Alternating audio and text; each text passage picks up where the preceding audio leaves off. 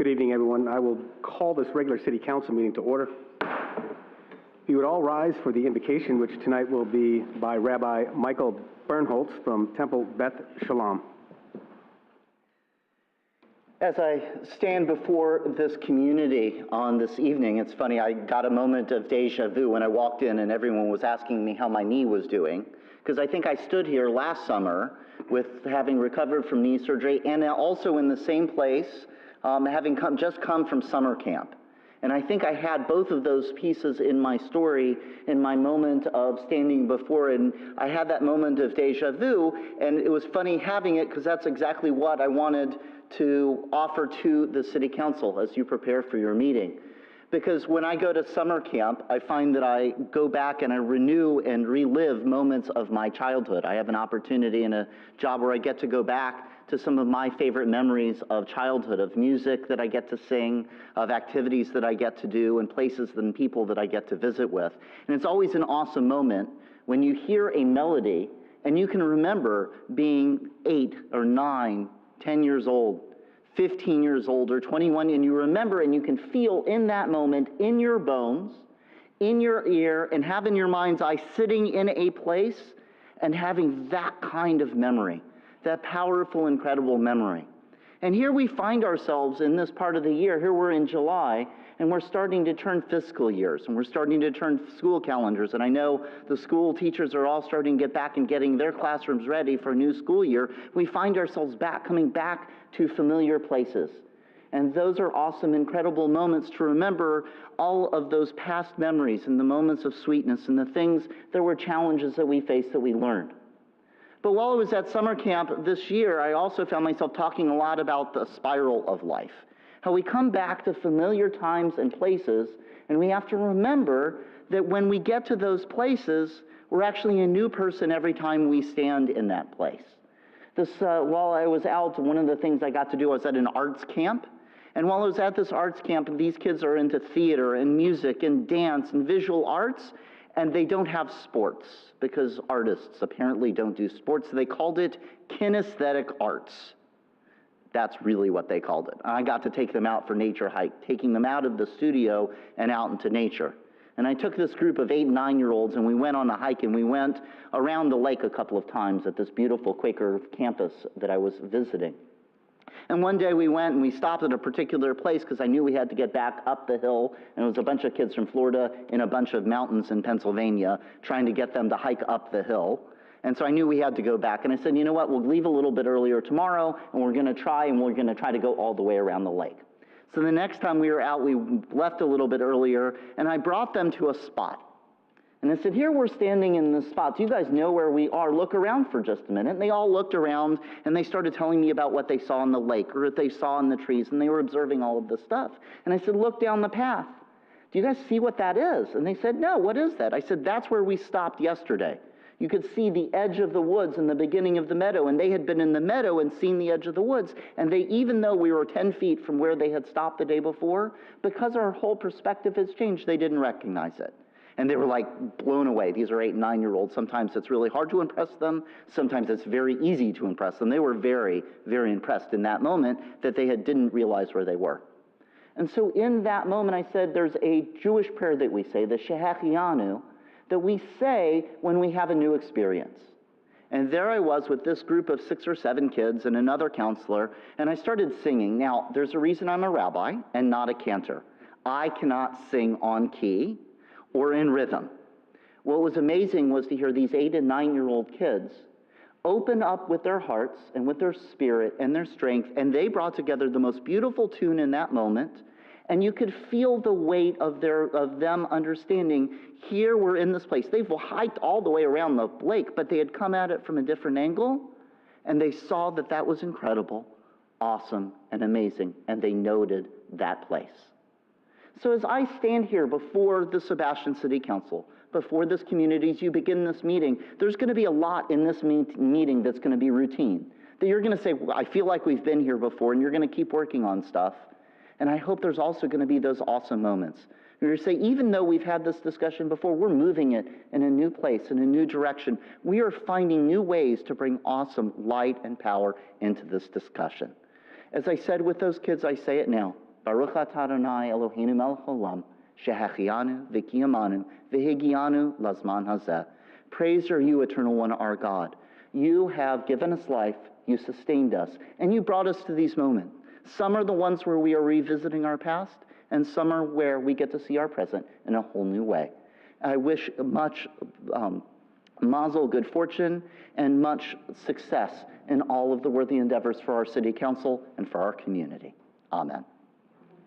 Thank you so much for that. Please remain standing for the Pledge of Allegiance, which will be led by Councilmember Dodd. Allegiance to the flag of the United States of America and to the republic for which it stands, one nation, under God, indivisible, with liberty and justice for all.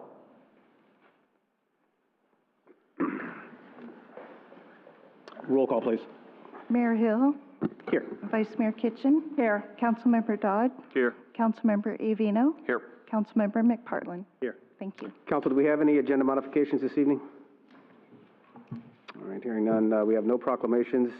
That will lead us up to the Board of Adjustments meeting. I will recess the City Council meeting and convene as the Board of Adjustments.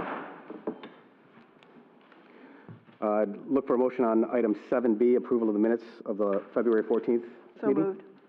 Second. A motion is second. All those in favor signify by saying aye. Aye. Opposed, same sign. Motion carries. Thank you. All right, that leads us into a quasi-judicial hearing. And I will now open that hearing and ask the attorney to read the title, please.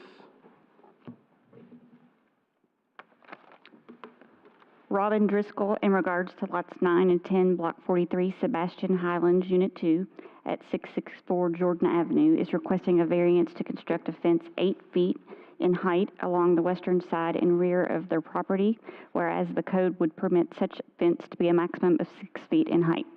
All right, thank you very much. Counsel, does anyone have any ex parte communication they would like to disclose? Sir, take a seat for now, and we'll get to you eventually. All right, thank you. There is none. Madam Clerk, would you swear in anyone who intends to provide testimony this evening? Anybody that's going to provide testimony, would you stand and raise your right hand? Do you swear or affirm that the factual statements and factual representation which you're about to give or present during this public hearing will be truthful and accurate? Thank you. All right, thank you for that. The applicant shall now make a presentation. Mr. Driscoll?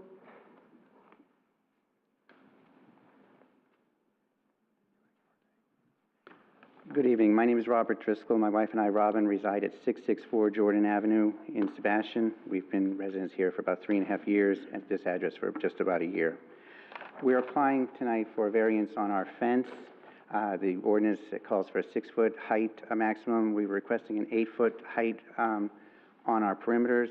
Our home is on 2 lots, situated almost in the center, and it was built in 1983. The home to the west of us was built in 2005, and one of the homes behind us was built in 2003. Because they were built newer, they are at a higher elevation, approximately 1.5 to 2 feet higher than ours.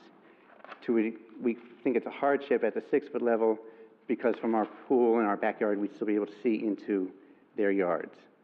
We're requesting this variance to start. We've dealt with staff. On the west side, we would have it set back far enough so it would not be in the eyesight from the front of the home of the neighbor next to us. And we wanted to go across the back. We would like, it's not in, it was requested, but it's not in the staff's recommendation. We'd like it to go down the east side as well because that's a vacant lot at the moment, and we figured at some point that may end up being built on as well, and it would be a financial hardship to come back here and request the 8-foot fence at that point.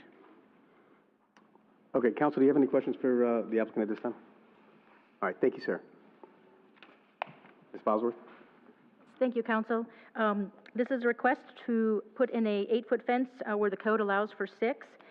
Once we received the application, staff did visit the site, and we also did pull the surrounding, did some research with the surrounding property files. As you can see on page 16, We did kind of highlight that the houses themselves, the finished floor elevations, are pretty much the same. 53, 54, they're all general, those 5 houses around there. But because they are raised, there are the slopes to the back, there is an elevation difference, and this wasn't quite the fishbowl scenario, but it is where, because all of those backyards slope down, and a 6-foot fence does kind of lose some of its effectiveness. Visiting the site, we then became aware, we could see where this 8-foot fence would begin at 35 feet based on the applicant's house, that it would cause possibly a visibility distraction for the house that's next door to it, because their house was pushed much back farther, their front door, even though it was kind of the garage. But we just felt it was a situation where we felt it would be a condition and would be beneficial to the neighbor to start that fence a little bit back farther than the 35 feet. There, as you can see with some of the pictures, because this is situated on 2 lots, actually behind the applicant's house and his swimming pool, there is a fence. The neighbor behind that does have a fence. I'm not sure, there's a lot of vegetation. It is a vacant lot, the house to the east, but they do have a double lot. I'm not sure at this time they would need that 8-foot fence. There's a lot of privacy with landscaping already there, but you certainly can take the applicant's consideration into that, and we can modify that. The fence permit has not been applied for yet. They were trying to see if they could get this variance. When the fence permit comes in, Stormwater has not actually visited the site also. They may have some idea where they would like this 8-foot fence to go based on what they may need to clean out any drainage ditches or stormwater in the back. I did check with our stormwater assistant though, but he did not see a problem that it would be okay to put that on right on the property line. With that, staff does recommend approval of this variance request with the condition that the 8-foot portion of the west side begin at 55 feet from the applicant's front property line. This is, within the last 3 years, this will be the 4th variance for the fence. I know at the last one, I think Mr. Hill brought it up, that it's probably a good time to look at our fence code. And I know after that meeting, staff had kind of talked about possibly putting parameters in our fence code that if you met this, this, and this, you would be allowed an 8-foot fence. But after this application, I think it was good that staff visited the site. It was something unique to this application, and we certainly do feel that we should amend this fence code, but I think staff maybe would like to propose that it be more of an administrative variance so that all these fence requests don't have to come before the board, but staff could certainly still look at them on a case-by-case application and review. Okay. Council, questions of staff or the applicant at this time? Mr. Dodd? Yeah, I've just got one. Can we do that with a resolution for the administrative? We would, Mr. Mayor, we would have to. Not as part of this, but I mean, without modifying land development code, can we grant the city staff the opportunity? We would have to modify the ordinance. Okay. To make it an administrative procedure for that particular item. Okay. All right. We did that similarly to the code that requires the septic tanks in the front yard and the wells in the back, but sometimes based on the house location and other, we've made that an administrative variance where staff can sign off on those. Okay. And that was through a formal amendment to the code. I mean, I would support that if they want to if they bring it back. I can't imagine why we wouldn't want to give them the opportunity to do these kind of things without having to just take the time and the money to come to the council to do it. No, I would agree with that. Mr. Eugeno? I was just going to agree with that too. Is it Mr. Driscoll? It's Yes, Driscoll, yes. going to be a shadow box fence, correct? Okay. I agree with it because, I mean, you see some of the elevations on some of the properties throughout town. People put up the 6-foot fence, and the swale is so low, by the time the fence comes up, you've only really got 4 foot worth of coverage, and you can see right into the pool. And what's the point of having a fence if you're going to see right into the backyard? So. And are we doing anything illegal by giving him a permission to put it on the east side as well? Or should we base that on staff's approval? There's nothing illegal. It wasn't part of the application, but again, the applicant has presented that evidence before you to consider, so it would be something this board could consider. Okay. Anything else? Okay. At this time, I'm going to open the floor up to anyone who wishes to speak in favor of this request.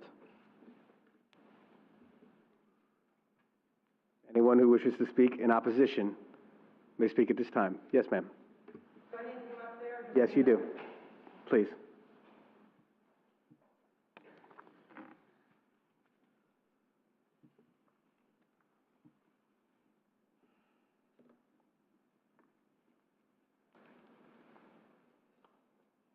Please state your name and where you live. Sandra Morgan, 710 Wentworth. I am the east landowner. His property adjoins mine. In opposition of, the problem I have is that the codes are to keep the properties uniform. There are no properties currently in that immediate area that have an 8-foot fence. And so for him to get the permission from you to put an 8-foot fence, it's going to stand out. It also, by keeping things uniform, protects the surrounding landowners and their property values. To me, it's going to be an eyesore. The elevation is not that bad on that street. Thank you. Thank you very much. Is there anyone else who wishes to speak in opposition? Seeing none. Mr. Driscoll, is there anything further you would like to bring this evening on this issue? The only thing I would like to say is that it is not a fact that there are no other properties that have this 8-foot variance and 8-foot on our street. There are, in fact, 3 on our street and 1 at 746 Wentworth that all have variances for 8-foot fences and have 8-foot fences. Okay, thank you very much. Actually, yeah. Staff, do you have anything further to add? Just to clarify, we were aware of one on 3 lots down from this that does have a variance. It was just for the rear property line for an 8-foot fence.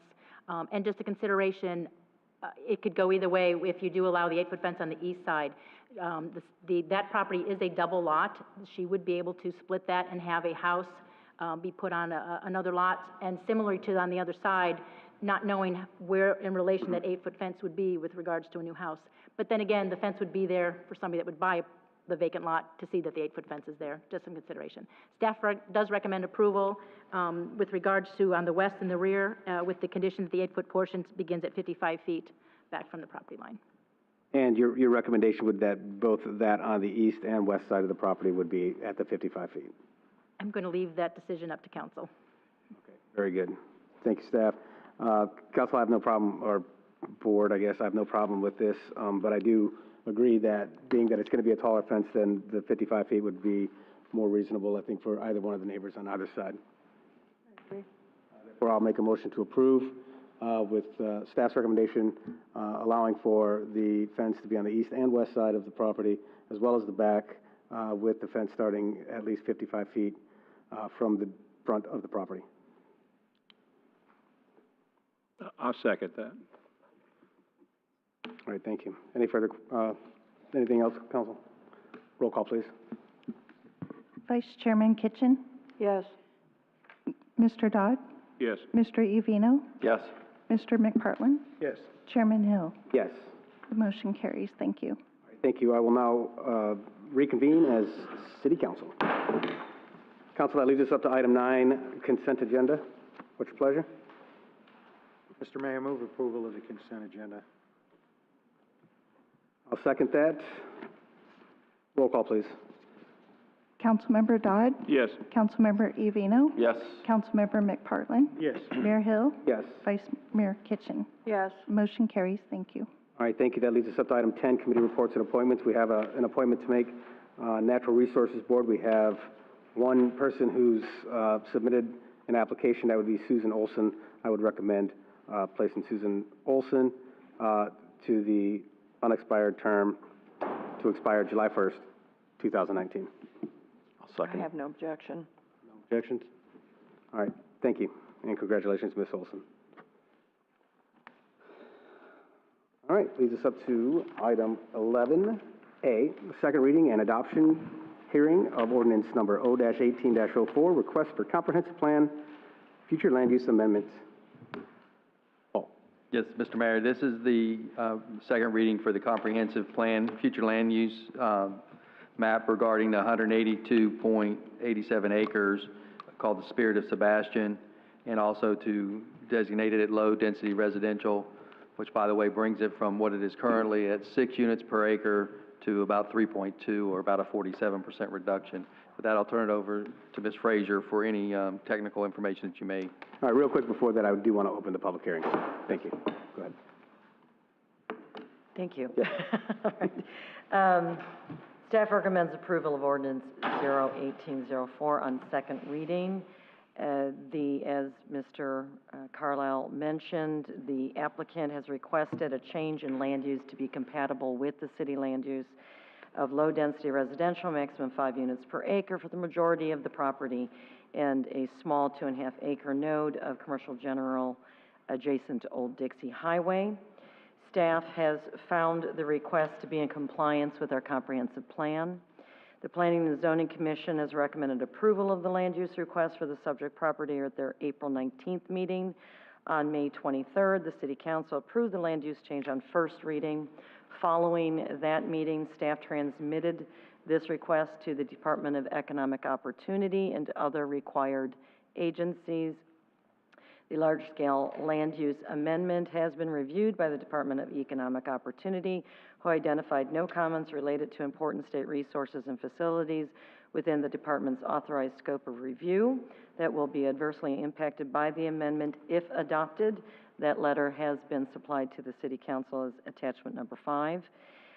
In addition, no other agencies supplied any comments regarding this request.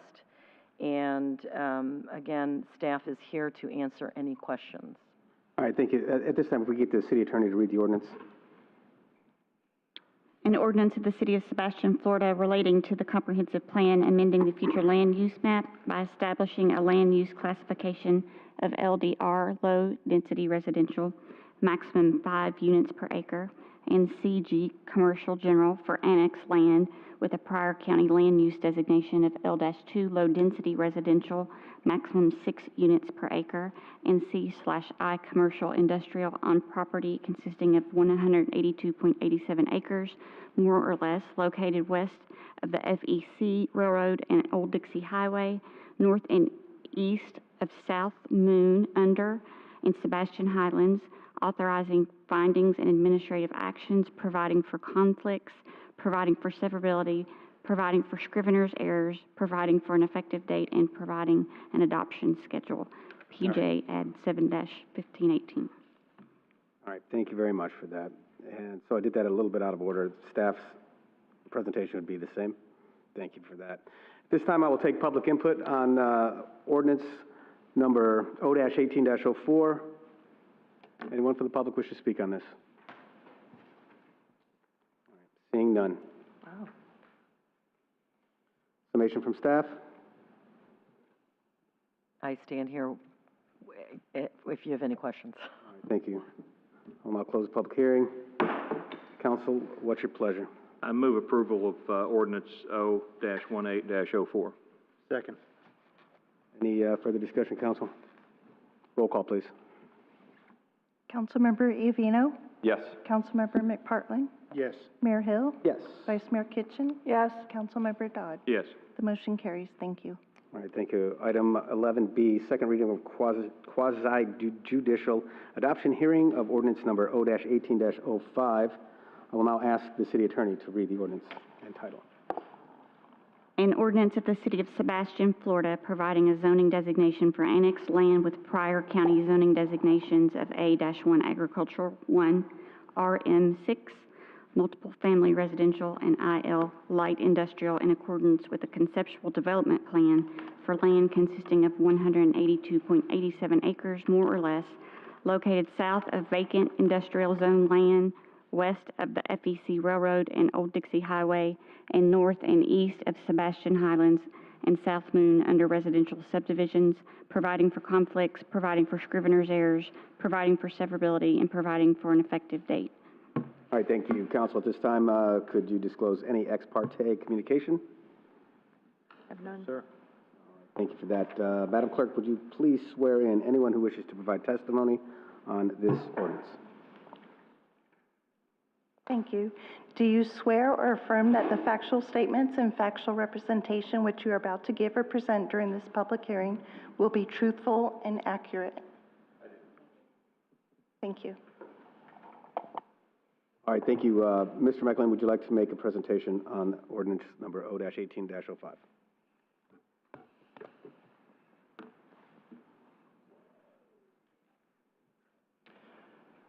Good evening, Chuck Meckling, Insight Solutions. I'm just here to answer any questions the council. Nothing has basically changed other than the process with the state being approved as we're moving this through the whole process with the city of Sebastian, and we're excited to move it forward. So if there's any questions that I might be able to answer that might be on your mind, I'm here to do so. Thank you. Anything else from staff? No, sir. Thank you. Counsel, do you have any questions of staff or the applicant? All right, is there anyone in favor of this request? Anyone from the public who wishes to speak in favor of the request? Anyone who wishes to speak in opposition to the request? Thank you.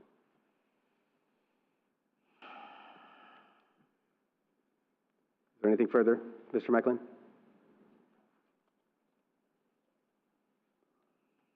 Staff?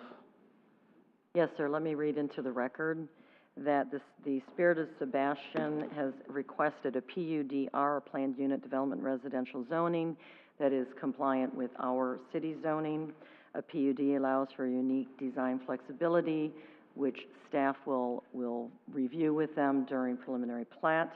Other development parameters, such as open space requirements, have specific code requirements, of which the staff has verified in the conceptual plan. On April 19th, the Planning and Zoning Commission held a public hearing. At the conclusion, they recommended by a vote of 4-3, the City Council approved the rezoning and conceptual development plan with the following condition. A minimum buffer strip of 25 feet is required between areas of platted lots and bordering residential uses, unless the bordering property is a stormwater right-of-way or easement. That language has been included within the ordinance before you. On May 23rd, the City Council approved the rezoning request on first reading, and staff is here to answer any questions, but we recommend moving to pass Ordinance 01805 on second reading. Thank you. All right, thank you. Counsel, do you have any questions or comments you'd like to make on this ordinance?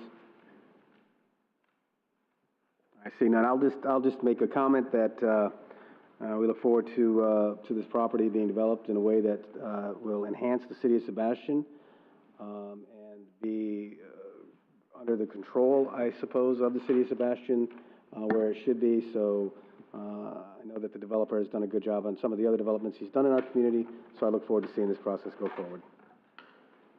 Can I get a motion, please? Move for approval. Second. Roll call, please. Councilmember McPartlin? Yes.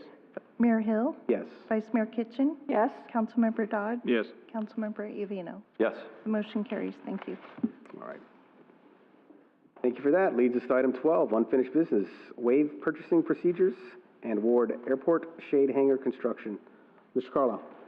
Mr. Mayor, I appreciate the opportunity to present this item before you tonight. We have been working, staff has been working to try to bid this project out. We've tried on 2 occasions, and at both times the project came in way over budget. As you know, the economy has afforded a position where the contractors are extremely busy, and a project of this magnitude is something we feel they were bidding at a high number to try to, if they got it, it would make sense for them to do it. We had reached out to the last low bid contractor and tried to negotiate with them, and they said there was no way they were willing to get down to the budget number that we had. I reached out to a contractor from the middle part of the state and worked with them and the engineer to locate a water main and get the price into a number that's within our budget parameter. And we feel that this is one of those very, very few and rare times that we would ask council to waive the purchasing policy. But we know that this is important to the airport's future and to income into the airport and for the growth of the airport. So we'd ask you to consider waiving the purchasing policy and authorizing staff to do a contract with Clyde Johnson Contracting and Roofing for $523,546 for the shade hangers, parking, and the water line out at the Sebastian Municipal Airport. All right, thank you, Counsel. What's your pleasure? Is there anything missing of any substance? We did not remove anything from the project. The one major cost savings that we did was we removed the water main from underneath the wetland where it was going to have to be bored and moved it to an area where they could be trench dug, and removed the large backflow preventer by putting a water service on that fire line, and now we only have to put a 2-inch backflow preventer, so that saved cost. There's some solar lighting in that's not included in this, some minor things of that nature, but as far as what we presented was the plans that were originally bid. I concur. So you're not expecting any change orders or anything? I do not expect any change orders. I do expect one change order. They priced a 600-foot water main, and it's 250 feet. So we should see we may see a little bit of reduction for that. Appreciate that. Any more questions? All right, I move that we authorize the city manager to waive the standard purchasing procedures and award the project to Clyde Johnson Contracting and Roofing in the amount of $523,546. I'll second it. Thank you. Is there anyone from the public who wishes to speak on this item? Seeing none. Any more questions of staff? Deliberation? Mr. Mayor, if I could ask Mr. Dodd, would you modify it and authorize the mayor to sign the contract? We have to get the contract drafted up to him. Yes, I'll make that change to the motion. I'm good. All right, very good. Sometimes when we make a motion and then we don't repeat the whole thing, I just want to make sure we're not leaving anything out. Okay. Move staff recommendation and allow the mayor to sign the contract. Perfect. Okay, I'll restate the motion, that we authorize the city manager to waive the standard purchasing procedures and sign a contract with Clyde Johnson Contracting and Roofing in the amount of $523,546 for the Shade Hangar project. $564. $64. See? We got it. Is that still a second over there? Sorry, guys. It's still second, yeah. I'm still second. Fantastic, thank you. Roll call, please. Mayor Hill. Yes. Vice Mayor Kitchen. Yes. Councilmember Dodd. Yes. Councilmember Iovino. Yes. Councilmember McPartlin. Yes. Motion carries. Thank you. All right, thank you very much. At this time, I will ask anyone from the public, if you wish to bring something forward to the city council that's not already on the agenda, now is the time. Yes, ma'am.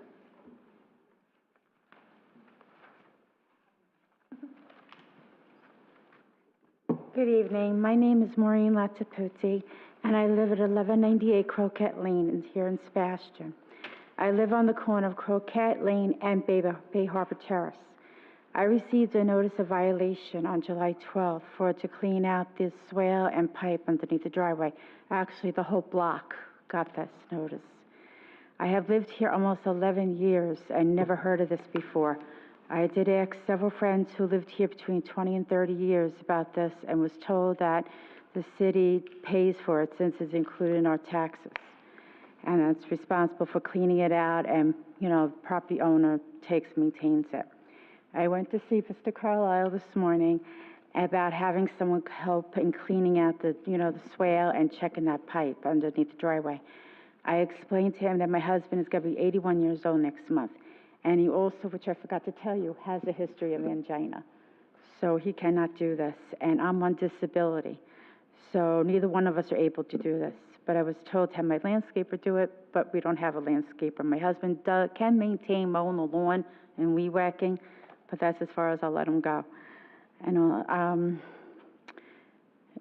right, Mr. Carlisle did state he will inform someone by the name of Phil to come to my house where he will check the swale and give me a list of people who I would have to call and get prices.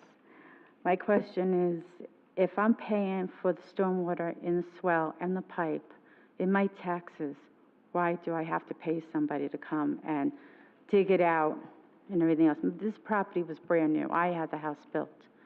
And everybody that I know that's been here for so long never had this problem before. And their swales have not been cleaned out either. So that's what I was just wondering. My husband did say he'll maintain it once it is cleaned out. He'll re-whack and make sure the grass doesn't grow back in there. But it's just that we can't do it. And like I said, we don't have a landscaper to do it. I've received your email. I'm sure the rest of the council also received your email relative to this. And I had a discussion with the city manager. And if you'll just hang out until after public input, we'll have some discussion with the city manager on this. And hopefully that'll help to answer some of the questions. Okay, thank you. Anyone else in the public wish to speak on any issue other than what's on the agenda? All right, seeing none. Mr. Carlisle, I had a discussion with you about this earlier today. Could you kind of go through the city's policy and how we're doing things. And also, I'd like some background as to how it's been done to this point. And I'll only say that because I know that council has recently approved, over the last couple of years, I believe, the purchase of an armadillo for this purpose. And I just would like to get some clarification on city policy, and then ask council if that's the direction that we believe that we've set forth from this dais. Yeah, Mr. Mayor, members of council. So what I was told when I came on board by Mr. Griffin and the stormwater was that the ordinance indicated that the property owners are responsible for the swells and the driveway culverts under their driveways, to maintain them, to keep them cleaned out and keep them dug out. And that the city, if we were doing a major project where we were replacing all of the roadway, redoing the roadway infrastructure, and drainage was an issue for the degradation of the roadway, the city would do the drainage replacements and repairs and the cross drains. But we weren't going to go into individual neighborhoods and just clean out swells. That was my understanding. Where it fell a little bit short was they would go in and they would cite people under this program and say, fix your swell, but they didn't have any technical background. So what I've been asking staff to do is when they go into a neighborhood where they get complaints or they have to have swells cleaned out, is if code enforcement is going to cite them for that, give them some technical assistance to do it, because a lot of residents don't have the technical expertise to say, how deep do I dig it? How wide do I dig it? Where do I go? For us that are in the business and we do it every day or see it every day, it's second nature to us. It's not to them. So we ask staff to go to them and give them some technical, shoot some elevations, show them how to dig it out, because as we replace these cross drains, if we don't get the swells cleaned out, the water can't get to the cross drain. If only one resident cleans their swell out and the other one doesn't, then that resident that did will hold water. So that's why it's a whole scale event when it happens. So, you know, staff's willing to go and do what the council policy directs. Our code is what our code is, and that can always be amended. We're here to follow and try to make things better in the city, and we want to work with the residents as much as we can. We're not here to be a burden to them or to lord over them. We want to help them be successful as well in getting this water out. And with that, I'll answer any other questions. Okay, I would ask a question of Ms. Kinchin, because you were involved in this, if I'm not mistaken, for several years while in a different capacity with the city. What was the policy for many years? Well, while the policy in the code says that the homeowner is responsible to keep the swale clear, the city has always gone out and helped the residents if they needed it. And that would be with the armadillo or something. And they were trying to get away from that, but, you know, they have gone out with the back truck and cleaned driveway pipes, and they have gone out and assisted them. Well, they didn't actually do their swales, but they did do the back cleaning with the pipes. And then they did the quarter round, and then they stopped the quarter round, and then really nothing really happened after that. They just answered the complaints as best they could. Well, it seems to me like the issue that we're dealing with here is based on the city putting a cross pipe under a road, and the desire to make that pipe work by getting the water to that pipe. So, you know, although we didn't fill the yards in, they naturally do that. But it seems like when we do something that requires the ditches in the immediate vicinity be cleared, rather than expecting the homeowners, and this is no dig on any staff member at all. I think this is something where council needs to be providing direction here. Could you imagine having each individual homeowner out there with a shovel trying to figure out how deep they should be digging these things and digging out the swales, and some will dig them with backhoes, because I've seen that. And, you know, it seems like we're causing some significant problems. So we have the equipment Didn't we hire and more the staff know-how. for this too, Mr. Mayor? Beg your pardon? Didn't we hire more staff for this? No, we did not. That was the previous city manager's thoughts. We're going through the budgeting process now to determine where we're going to be staffing. Okay. But it just seems to me that when we're impacting, if it's one block or two blocks, and we're impacting them based on us needing to repair that under drain, then it seems like it would be a lot more efficient and the system would work much better if the city were to just put some staff in there and run an armadillo down through that street to get it working properly. I agree. I have, That makes I guess I have a mixed feeling about this, because not that long ago, we sat in here and just before Mr. Griffin left, and we were told that if we modified the stormwater fee, that this stuff would be taken care of. I mean, if we go back and look at the document that we approved that modified the stormwater fee, it very specifically said that the city would take the responsibility for this stuff. There was no doubt in that in what we approved. The code was not changed, but the intent of the code should have been changed. I mean, we didn't go in and modify the land development code to correspond with that. If it turns out that the conditions today don't meet what we approved, then we may need to reconsider that.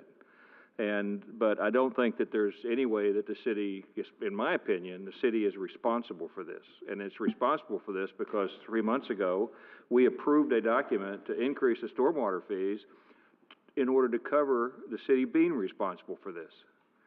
So there was no doubt in my mind that we were not accepting that responsibility when we approved that document. So what was the catalyst to make them, I mean, we're doing some work in the area, so code enforcement went out and cited all the homeowners.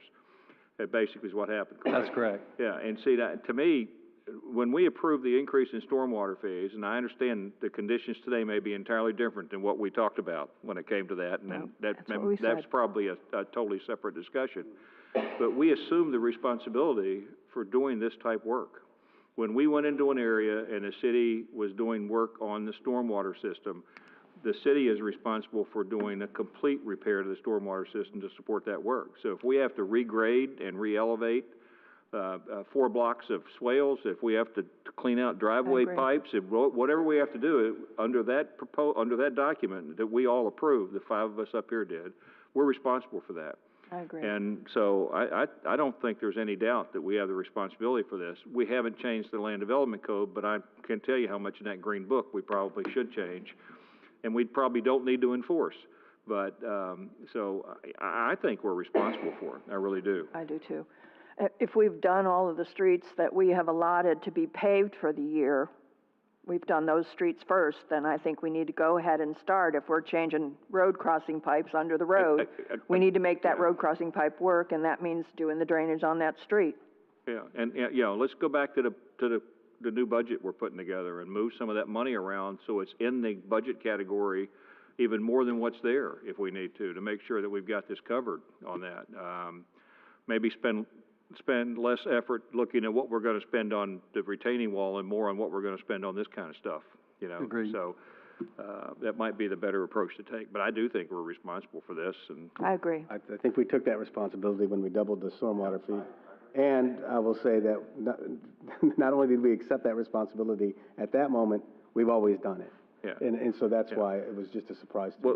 Well, that's why when it was brought up, it was easy to say yes, because the city's always done it. I mean, and I think that it's good now that, again, this is not a slight on staff in any way.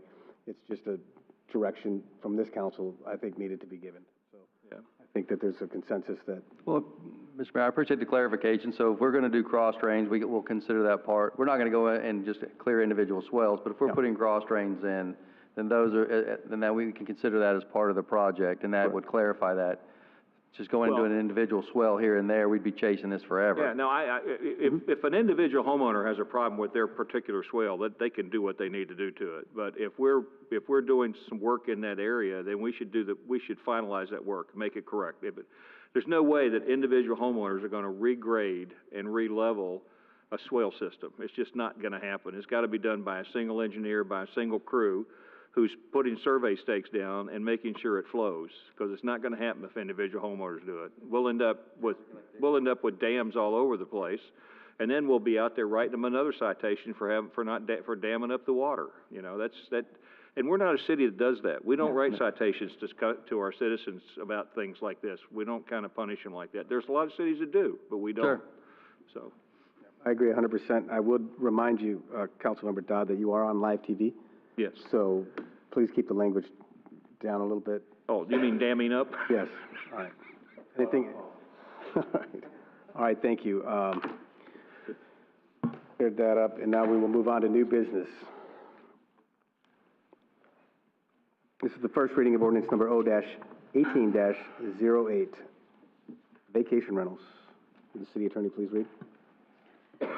An ordinance of the City of Sebastian, Indian River County, Florida, relating to short-term vacation rentals, amending the Land Development Code Article General Regulations to establish requirements for vacation rentals and registration forms by creating zoning code section 54-2-7.22, providing for severability, conflicts, codification, and scrivener's errors, and providing for an effective date. Mr. Carlisle? Yeah, Mr. Mayor, this is, one of the things, the challenges we have with this ordinance is we're preempted by the state on how we can regulate. In fact, we cannot regulate these types of rental agencies. We can have them register so that we know we have contact people and we have individuals that we can reach out to make sure they're following our noise ordinance and parking ordinances and things of that nature. So staff has worked with the Planning and Zoning Board, and they've worked diligently to try to bring this before you. And with that, I'll turn it over to Ms. Frazier to go into more details and answer any questions that you all may have. Thank you. Yes, this, as Mr. Carlisle stated, excuse me, this has been a cooperative effort between the Community Development Department as well as the Building Department. We are attempting to provide a seamless process that incorporated our existing permits, permit applications, permit fees, in order to relieve any undue burden on our staff, on our existing staff, and have to create, new positions or new costs. So with that, the proposed regulations and registration process addresses the impact of problematic short-term rentals on neighboring residents. The law currently allows local governments to adopt ordinances specific to these rentals so that they can address some of the life safety issues created by their proliferation in residential neighborhoods. The P&Z Commission voted unanimously to approve transmittal of this ordinance to the City Council for approval on June 21st. I know this has been a long time coming.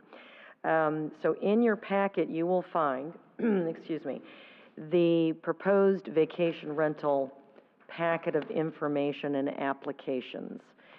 Along with the ordinance, we will be providing information, contact information as to where these applicants must go in order to receive not only their local business tax receipt from the city, but the state license from the Florida Department of Business and Professional Regulation, as well as the tourist development tax. We provide them the ordinance along with a registration process that allows us to know how many bedrooms, who's the local contact information person. We require them to post this information within the rental unit itself, either posting on the wall or in most places it's in a booklet, such as in a hotel format.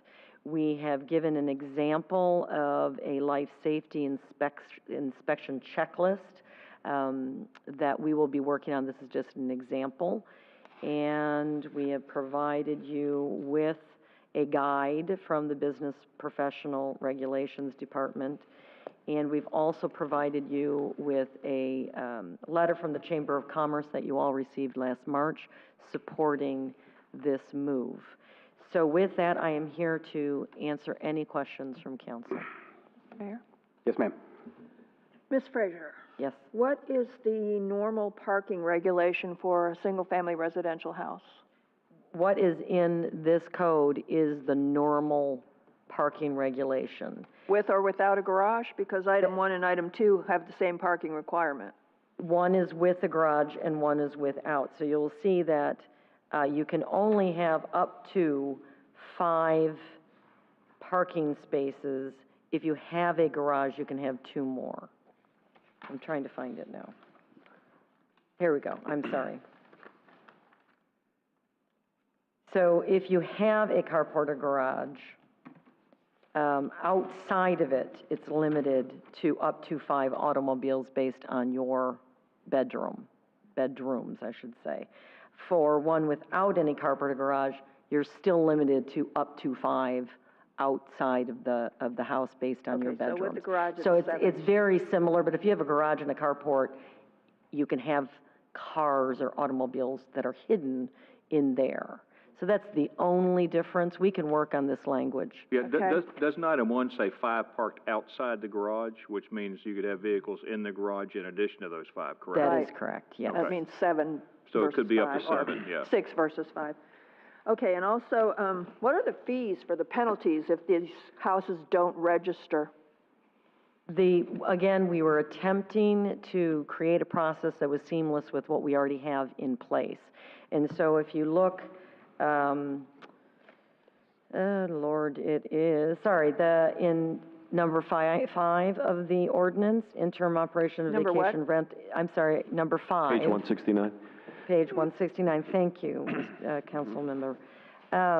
It states that once they're cited, it will follow the same regulations that we have for any type of compliance, code enforcement compliance, which is they'll incur a fine set by the special magistrate.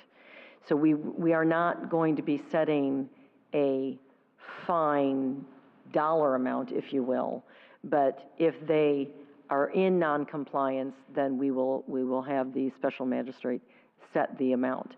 Now, we can change that if the council directs us to. Mr. Dodd? Yeah, I guess my only, well, other than that, but I'm not comfortable that we have a really good definition of what a residential dwelling is in this document. We reference residential dwelling like a single-family house. What if the entity that's renting this is a condo association, for example? Or what if the dwelling is a recreational vehicle that's permanently parked? Is that included in this definition? Because it doesn't appear to be. And so if, for example, we have a facility within the city that has recreational vehicles permanently parked, and we have an association and they rent those facilities, are we covering ourselves to make sure that they have to deal with the same ordinance? If we have a condo association for any of the condo complexes and they start the short-term rent, are we covering ourselves with that? It says in here that they have to make sure they live up to all the covenants of the association, but it doesn't indicate what happens if the association is a rental authority. And it also doesn't, I don't think residential dwelling defines every type of residential dwelling that we anticipate we may be dealing with as short-term rentals. Well, if I can try to clarify your question to me. Okay. If it's a condo units, correct, they will have to comply with that condo association's requirements. Typically, homeowner association or condo association requirements will state you can't rent it out for less than 30 days or something to that effect. And then they are not necessarily a short-term vacation rental. They don't fall under that definition via the Florida statute. Right. Okay? Okay. So I think that's maybe one item, and I do understand. But what if they do? What if a condo association says, you know what, we're not selling any of our condos, so let's just open it up to vacation rentals? Then they are covered. Absolutely. They're a residence. They're a home, they're a residence. And that's covered under Florida statute, yes, sir. Okay, so that anything that would be covered under the Florida statute would be covered under our law. That's correct, but I would have to refer back to the statute regarding if you're looking at mobile homes Yes. or RV parks of that kind of nature. You have to look at what Florida state statute considers a residential dwelling. Right. And a residential dwelling could be a mobile home, it could be a tent, for that That's matter. correct. Well, It could be any place. Well, let's just make sure, because we are, and also what I call a park model, which is basically a permanent structure that's in a recreational vehicle resort area that is no longer mobile, but people use those for short-term rentals, and they put them in there. Right. And it's, so those kinds of things need to be covered under this. And I believe they are, sir, but I will have to double check. Okay. Mr. Mayor? Yes, go ahead. I realize that this says residential dwelling, which the definition you have here is rented or leased more than 3 times in a calendar year to a tenant, individual, group of individuals, or party for a period of less than 30 days. But I think we talked about this before, but what about the Airbnbs? I live in my home and I rent out a room for less than 30 days, am I bound by this? I mean, maybe we should have something in the verbiage that says any residential dwelling, blah, blah, blah, including Airbnbs? Because I know, and I'm speaking from my own experience. I stayed in an Airbnb last summer for some time for a school, and believe it or not, a lot of what we have in here, the owner of the home actually had to have posted fire extinguishers, safety, exits, a lot of carbon monoxide, the whole 9 yards. I mean, she went through a whole big long list of, hey, this is this, this is this. You have to sign this agreement, whatever the case is. Is that going to be included in this, or do we need to have the verbiage Airbnb as well addressed to this, or is that? Well, Airbnb is just one of the online rental. Right. But if I rent a bedroom out in my home as an Airbnb and I receive monies for it and it's less than 30 days for more than 3 times in the calendar year, then I fall underneath this. That is correct. Now, that will be hard to regulate. It will be difficult to regulate individuals who want to rent out their room, and I'm not sure that that's really as far as the city needs to go. If I was a law-abiding citizen that wanted to do the right thing for the city of Sebastian, then I would say, hey, I have an Airbnb and this is what I'm doing. Okay. That's correct. However, you know, I think that the major issues and problems are those that are renting out homes every 2-3 days, and there's large parties and noises. And so an individual who's renting out one room, that may not be an individual we want to go after, but yes, they definitely fall under this category. Okay. And I just rented out of VRBO, which is a home away in California, and absolutely, they had these same regulations. They were licensed by San Diego. Right. They had to follow all of these compliance. We were told we all had to be quiet by 10 o'clock during the week and midnight on the weekends, and we all complied. So, absolutely. Great, thank you.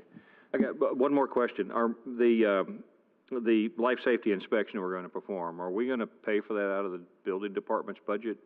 Correct. And again, working with the building department now that Wayne Esteltine is the I'll get it wrong, fire marshal, thank you. We have in our permitting process, which was approved by you all, $100 permit requirement, building permit requirement for life safety. Okay, so we're okay with that. So his department will follow through with that, and they will pay for that inspection. Okay. I mean, I don't anticipate you're going to have 100 of these, but still, there's a cost to actually sending somebody out to do that, so. Okay. That's correct, and if I may, you know, in discussing this with Indian River County, we took their template and modified it for our use. Most other municipalities or counties are paying for an online service, if you will, because when you rent these Airbnbs or VRBO, they don't necessarily tell you the address until you give them their deposit. They'll give you a general area, but you don't know really the house until you give them your deposit money, and then they say, here's the address of that home. This company has determined a way to actually narrow it down to that home. Indian River County started off paying $10,000 a year. It's creeped up to $12,000 a year, and they only have maybe 90 registered, vacation rental users. So it really wasn't in our best interest to hire a company such as this. I believe, staff believes, that this type of process will get us where we need to go, that individuals who have problems and issues, they can contact the city, these individual homes or whatever can be cited, and they can get under the regulations. That's it. Ms. I have one more. On page 169, where you talk about the 3 months, they have 3 months to comply with the code requirements. What happens once they're open and we get constant complaints?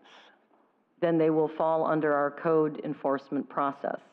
And if they are not in compliance with noise or with parking or garbage or anything of that nature, just like a regular residential home, they will be cited and fined. And the beauty of this is then the homeowner, the owner of the property, whether they live in Sebastian or in Arizona, will then have to comply with these fines. I think this will then either make them shut it down because they won't be there to watch it, or be very careful as to who they do rent to. So we have a way to shut it down if they don't comply? Just through code enforcement, just like everything else that we do within the city. We can remove their license and not allow them to reapply? Business license can be pulled and revoked should they not be in compliance with our code. Okay. Anything further? No, I'm done, thank you. Okay, I look at this and I look at it as sort of a couple of different prongs on the approaches to how what this is going to do for the city of Sebastian. I think it's going to protect the citizens who have some serious issues with people coming in and renting for a week and really raising all kinds of cane and not really caring because they're on vacation. But it'll also allow for those who wish to use their homes to use them for that. But it'll actually keep them compliant with our codes.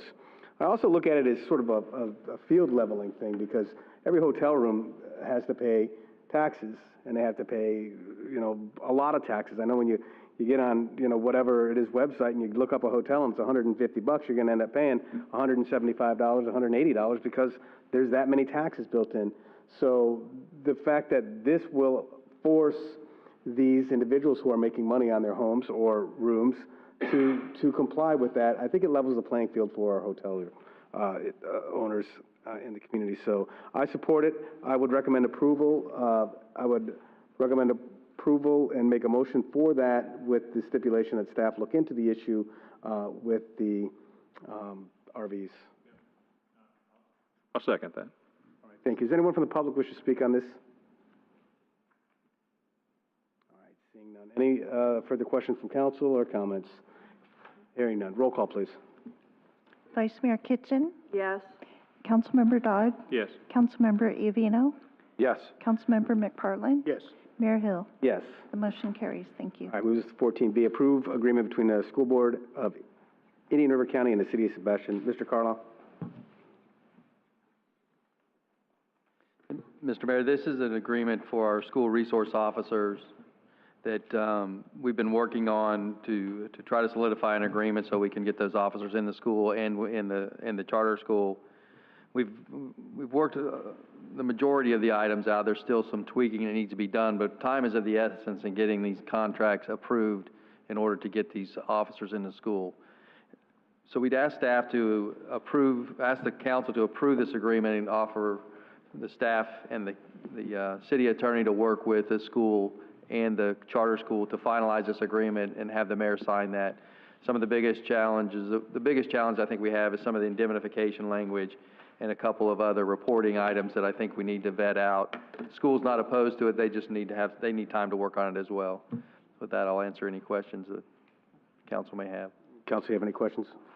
I think the one, I apologize, Mr. Carlisle, I didn't call you before, is, I've heard around, the area that the school district was going to incur 50% of the cost, but I'm reading in this agreement, it's only 50% of the salary.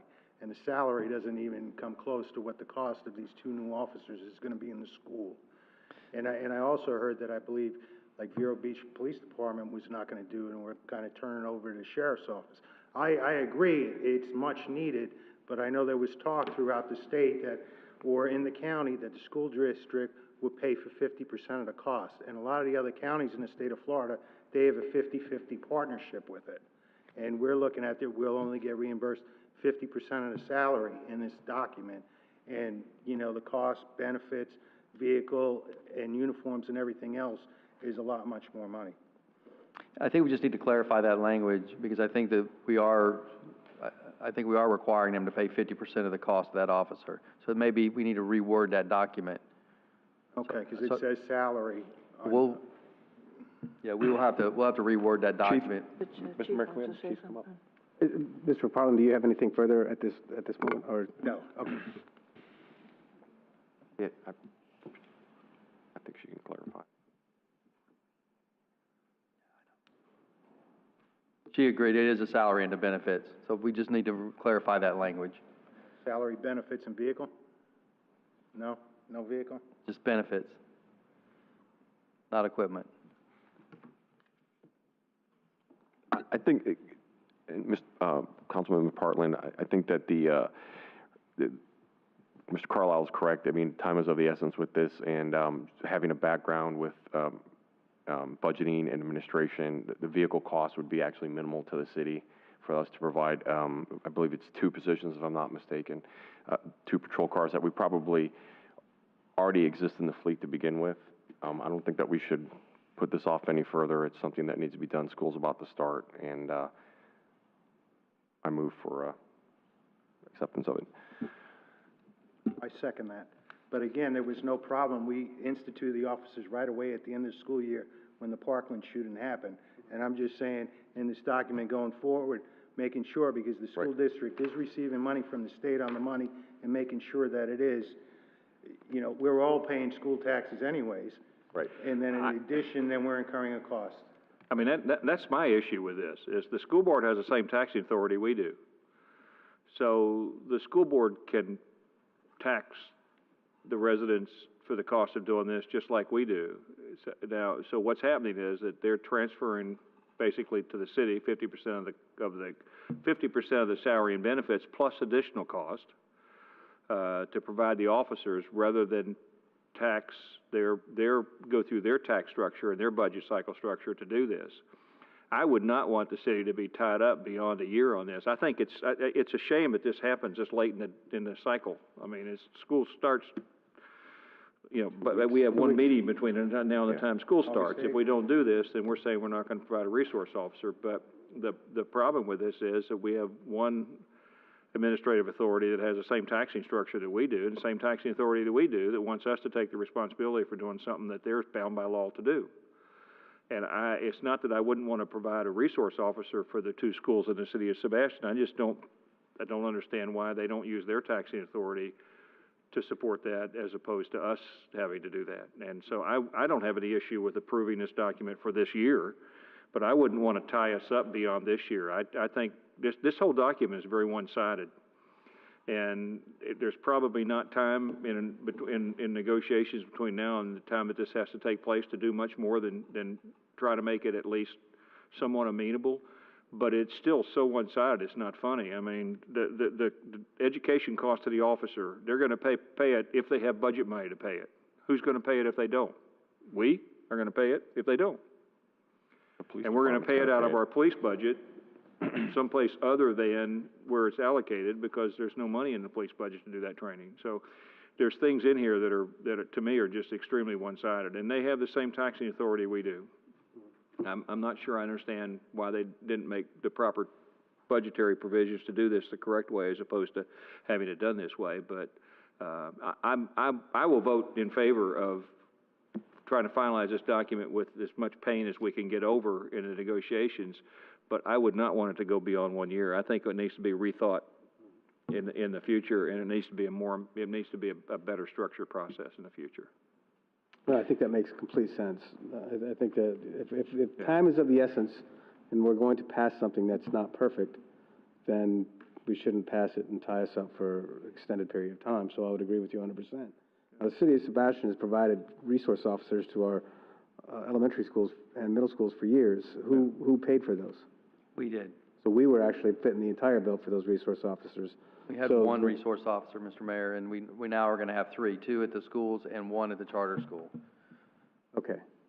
Now, didn't we always have a full-time police officer at Sebastian Elementary? I'm sorry, at Sebastian Middle School? That's my understanding, but I don't know that we had it at the elementary. Okay, now this doesn't include the charter school. This contract does it, but we have to do a contract with the charter school. Okay, so we're going to do a similar contract with the charter school. Okay. Yes, Chief. Just wanted to clarify.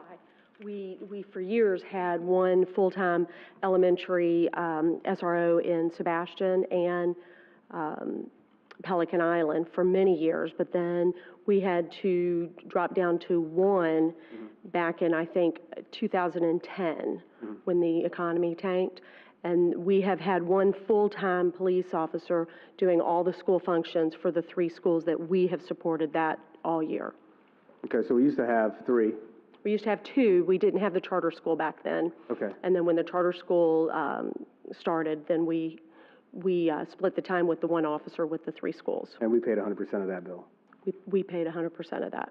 Chief Morris, there's still money coming from the state in regards to this as well, right? Like That there is was my a bill understanding. passed that we are going to get some money towards this as well. So I mean, I agree with Councilman Dodd that let's not tie into it any further than a year, revisit it again, because there, like I said, there is relief coming. I don't know how much. I mean, initially when the bill came out, it was what, like $430 million or something like that, but there's relief coming. So, Well, I mean, and I it's also want to remind you that we will be utilizing these officers 50% of the year, because when school is not in session, they will be doing other duties with the police department in the city of Sebastian.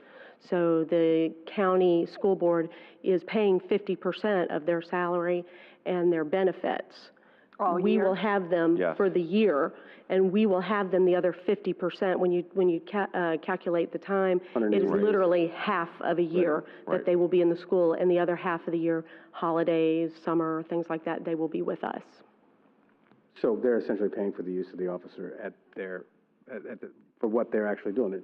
They're paying virtually 100%. As I believe what the sheriff's office does the same thing. They put their deputies out during the summertime, and they actually work zones and cover other incidents and what have you. So, I mean, so we're theoretically getting the same money, our bang for our buck, so to speak. In my opinion, yes. Okay, thank you. So the motion was to approve. Would you like to amend that motion to approve for a 1-year time period? Would you amend your motion to a 1 year? Yeah, if Councilmember Evino, you made that motion. Yes. Okay. 1 year. Now, if we approve, are we authorizing the city manager and city attorney to finalize this and to go forward with it? So we're going to approve it as they finalize it, right? I think that's the request, All right, that's what I yes. want to make sure. Okay. That's the request, is that the further negotiations would be necessary to finalize it. Any problem with that, Mr. Carlisle? No, Mr. Mayor, and we can talk to the school board about that. And I think the funding is for 2 years out of the state currently, so 1 year, and then we can renegotiate the contract, and we'll discuss with the board their direction on how they want to move forward after this first year. Okay, outstanding. Anyone from the public wish to speak on this? Seeing no, any further questions from council? All right, roll call, please. Councilmember Dodd? Yes. Councilmember Evino? Yes. Councilmember McPartlin? Yes. Mayor Hill? Yes. Vice Mayor Kitchen? Yes. Motion carries. Thank you. Anything from our city attorney tonight? No, as you know, I'm Stokes, just one. Thank you for being here. City manager? I don't have anything to add at this time. Do you have any questions for me? No, sir. City clerk? Nothing at this time. Thank you. Councilmember Dodd, do you have anything further? No. Mr. Evino? No, sir. Mr. McPartlin? I'd just like to give a shout out to Matthew Sims, who's the Parks and Rec chairman. I was watching the meeting on Monday night concerning the pickleball and tennis court people, and I thought he did a fantastic job running that. I don't know if anybody else had seen that. And then also for a lot of citizens, what's the road, 66th Avenue between 510 and Barber Street, that's going to be closed for the next 5 months while they're repaving the whole road. And I know it's going to cause a lot of nightmares when the school opens up soon, and it's already a nightmare around rush hour in the morning and also in the evening. All right, thank you, sir. I found it amazing that there were more people out in arms at the pickleball tennis meeting than there were for tonight's meeting, so thank you for that. I just have one thing. I want to thank our police department for the Shop with the Christmas in July event that was held last weekend. It was really outstanding. They did a great job. I was shocked at how many people were out for that event. It was well attended. There was a lot of vendors. I believe I was told that they raised a substantial amount of money, $6,000, which is great for the Shop with a Cop program. The hard work that they put out was amazing, and everything ran perfectly smooth. So kudos to them. Very good job. That's all I have. Madam Vice Mayor. Yep, that was the only thing on my list. I just wanted to thank the residents for coming out that day and supporting our Sebastian Police Department. That's a very special program. Indeed it is. There being no further business, we are adjourned.